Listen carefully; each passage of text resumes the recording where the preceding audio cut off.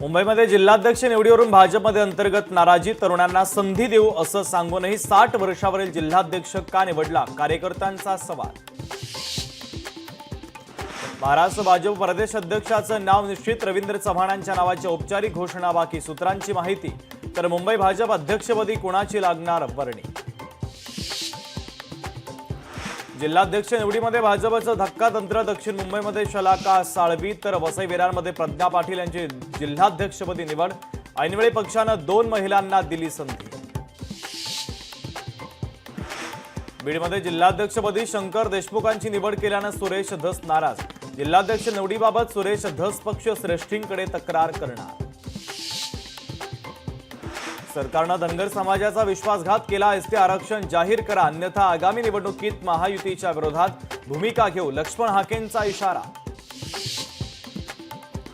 हिंदी ही आता मुंबईची बोलीभाषा झाली, परिवहन मंत्री प्रताप सरनाईकांचं वादग्रस्त विधान।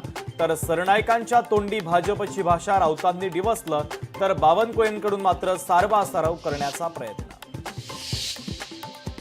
कृषी खातं म्हणजे ओसाडगावची पाटीलकी, कृषी मंत्री माणिकराव कोकाटेंचं पुन्हा वादग्रस्त विधान। कोकाटेंच्या विधानानं नव्या वादाला तोंड फुटण्याची शक्यता। वैष्णवी अगवणे मृत्यू प्रकरणी अगवणे पिता पुत्रांच्या पोलीस कोठडीमध्ये वाढ, राजेंद्र अगवणे आणि सुशील अगवणेला 3 जूनपर्यंत पोलीस कोठडी। निलेश चव्हाणला 3 दिवसांची पोलीस कोठडी, वैष्णवी अगवणे आत्महत्या प्रकरण, वैष्णवीच्या बाळाची अळसांड प्रकरणी तपासासाठी पोलिसांची मागणी। अगवणेंनी वैष्णवीच्या वडिलांकडून 1.5 लाख रुपये उकळले, लग्नातील रोखवत शशांकची मामी करेल असं सांगत अगवणेंनी पैसे उकळल्याचा सामाजिक कार्यकर्त्या अंजली दमानी यांचा दावा। यूपीआय, पीएफ आणि एलपीजी सिलेंडरचे नियम उद्यापासून बदलणार, सरकार नवी आवृत्ती ईपीएफओ 3.0 लॉन्च करणार, पीएफ क्लेम सोपा होणार।